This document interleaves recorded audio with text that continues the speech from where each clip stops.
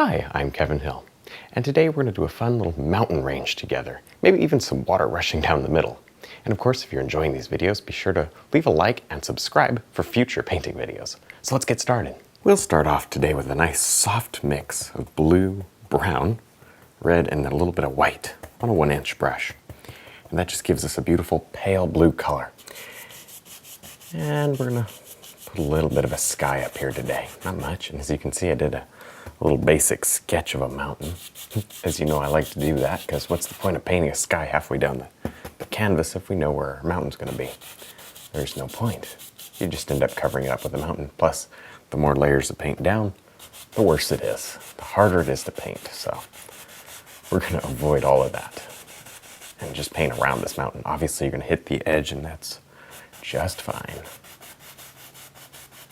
I don't want to have a hard edge there anyways. Then I can change the shape of the mountain if I choose, because I can just barely see that outline still. I don't know if you guys can or not, but I can just barely see it. There.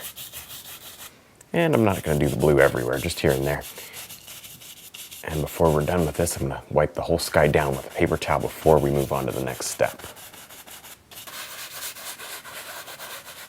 There. Now that we're finished with the blue part of our sky, I set that paper towel down and pick up a filbert brush and go right through this nice soft golden color. Just a mix of yellow, touch of red and white. Work it well into the brush. And there's going to be a ton of clouds in this one today, so let's just roll them in. You could paint them in with like X's like this or whatever. It's not really overly important, but it might give you too hard of an edge, so you have to blend it out. And the more blending and the more you have to mess with these clouds, the scarier it gets, because what I'm doing here is showing you how not to get green when you put blue and yellow together. So we tinted the background with a little bit of blue, red, and white. And then I'm coming over it with a golden color, not necessarily just like a yellow and white. It has a touch of red into it. So those two things make me a little bit safer. And of course, we wiped down the whole canvas, so there's very little on there. And the last thing we want is green. Touch of green is okay, because actually real skies do have green in them. But not much. Very, very, very subtle, and only artists see the green in the sky anyways. There. Next, with a nice soft gray color on a filbert brush, I'm just gonna sort of begin to work on this mountain. And I'm gonna do my best to sort of follow along with the angles that I built in, obviously. Obviously, I'm gonna lose some of them, but that's okay. I'm just sort of gonna do the best I can to work with it and leave as many angles intact as possible.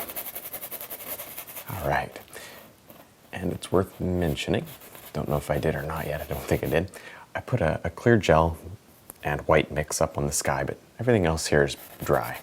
Maybe a little bit of the medium sort of snuck down at the mountain when we were painting the sky, but certainly not much. So it's very important that this bottom area is dry, even the mountain. Keep it dry because it's going to be easier to paint on.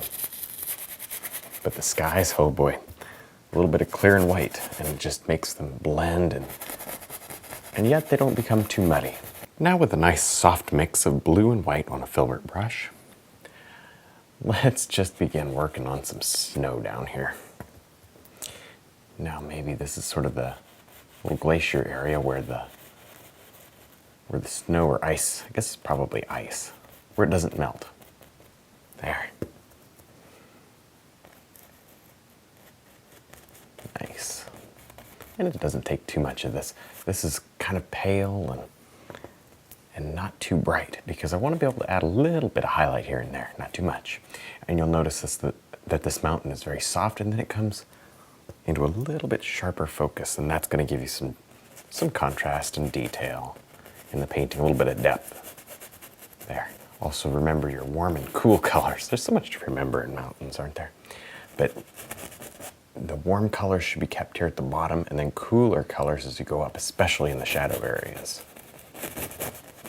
There.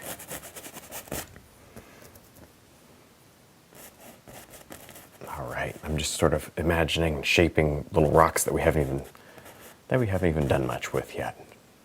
Oh, tell you what, right back here, as I recall, that in our basic sketch, we had a little distant thing happening right back here. At least I did in my mind.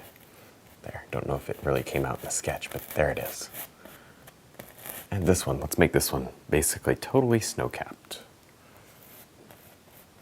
Maybe it's a little further away, it's got a little more elevation, and so it's colder up there. That's why it's covered in snow.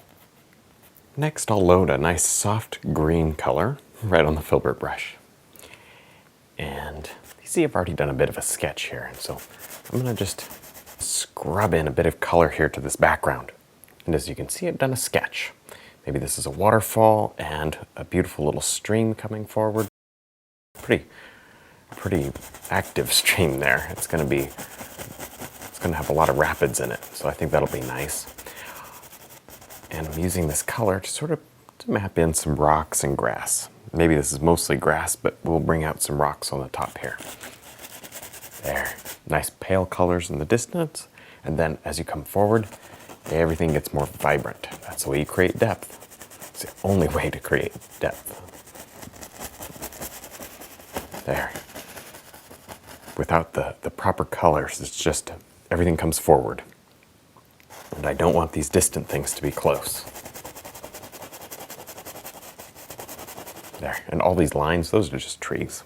Those are just my little basic thoughts as to where I want to put things. Now with the 3/4 brush, I'm gonna carefully block in just a little bit of water down here. Maybe this is a rushing little waterfall river area. Maybe it's a river with a lot of tiny waterfalls, rapids. That would be the correct term for it, obviously. And I'm just gonna quickly, kind of carefully smudge this color in. You'll notice everything around here is pretty fuzzy. And the reason it's that way is because I used very little paint and scrubbed it hard into the canvas. As we highlight, we'll use more texture, more paint, and we'll get rid of the fuzziness. There. And don't worry about it mixing a little with the rocks. I'm actually glad that it does, because this is misty down here. We don't want the sharp edges of the rocks all over the place. We do want some, but just not all over the place. And maybe here, it's hard to tell what's happening here. Maybe it kind of comes around, and there's a shallow area there, maybe, I don't know. If it doesn't look right, we can fix it later. I'm just sort of putting down some color, and we'll see where we go. Now let's begin sharpening up the foreground here. So I've got the 3/4 brush going, a little bit of yellow, a little bit of white, brown, and I'm going to vary the colors as I go along. So this isn't what we're going to use the whole time, obviously. I'm just creating a bit of light here. I'm removing some of the fuzzy edges, although a few left in are okay. I want to take out most of the fuzzy edges here, and I can very easily do this. And you can get a very, very textured effect by letting some of the canvas grain show through. There. And we can easily do that by simply having a light touch and making sure there's almost no paint in the background. It's literally just a stain. You couldn't ruin the background if you wanted to here. It is just stained right into the canvas. There. Nice. Just using the corner of the brush, very small corner, and I'm using that to shape the distant things. Because things are pretty small. In fact, we're on some sort of a cliff. Maybe this wraps around and we're standing looking down into a river, so there's nothing really right next to us except maybe some of these boulders here. So, got to keep that in mind. Nice. Just do this all over the background area. Now I'll take a paper towel and just run it right over the waterfall area, maybe a little bit here in this mist and down here just a bit. And this will help to remove some of the extra paint.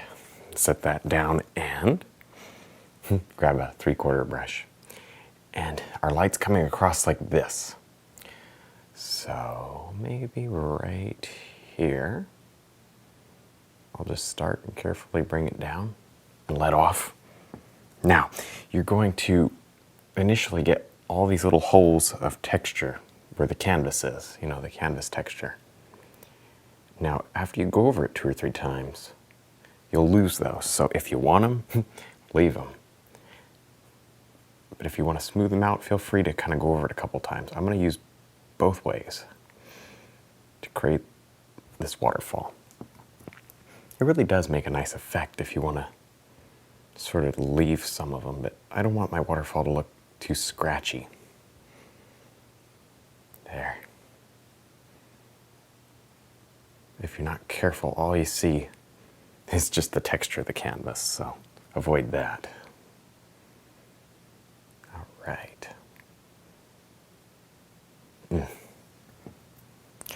Now this is in shadow in here, but maybe out here somewhere it sort of starts to slip into highlight, and we can come back here with a slightly darker color that's a darker color that's lighter than what we have down to create some of the details in the shadows. There, I can actually hear my brush sticking to the canvas. That's how little paint there is. Very, very little. Sticky. There you go. That's what's going to let you do this easily.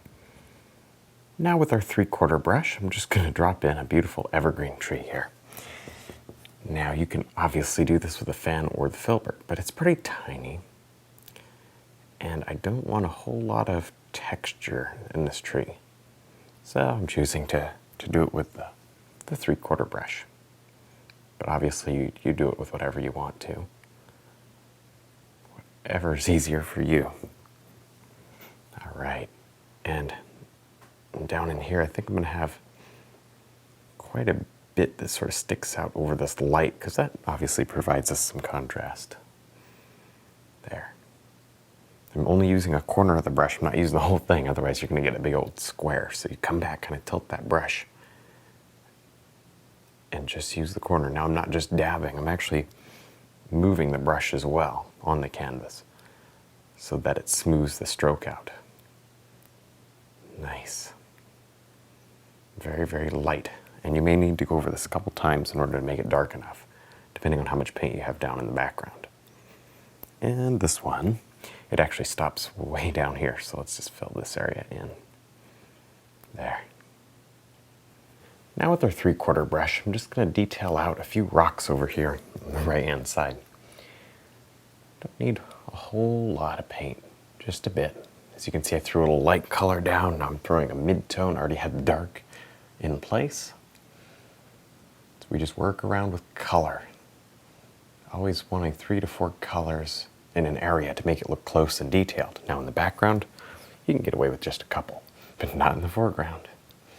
Now you're going to need a lot of color in the foreground if you want it to come forward and be very effective and bright, and just simply look close. There. And be sure, after you're all done with that mid-tone, come back in and pop your darks back in if you lose some of them. And I don't want you to sit here and worry about losing them. Have fun, be loose, and come back and pop them in. I don't want my darks to be solid in this area, so let them mix with what you have down. That's fine. There. See, it's just not complicated. It just takes a lot of patience, a little bit of planning, and you can create beautiful rocks. Now with our 3/4 brush, we'll sort of finish up this painting by adding on a few highlights to these trees. Not going to take a whole lot, just a few here and there. And I love having a bit of a golden cast to some of these highlights. Not all of them, but certainly some. It makes it look like the dry pine needles and different things, maybe some old branches. But this far away, it sort of just mushes into color. So if you put a little bit of brown or gold into some of your trees, it just gives them a little note of realism. There. Just repeat this process for all the trees. They're all the same. The big and the small ones, it's exactly the same. Just use tiny little brush strokes and leave a lot of dark.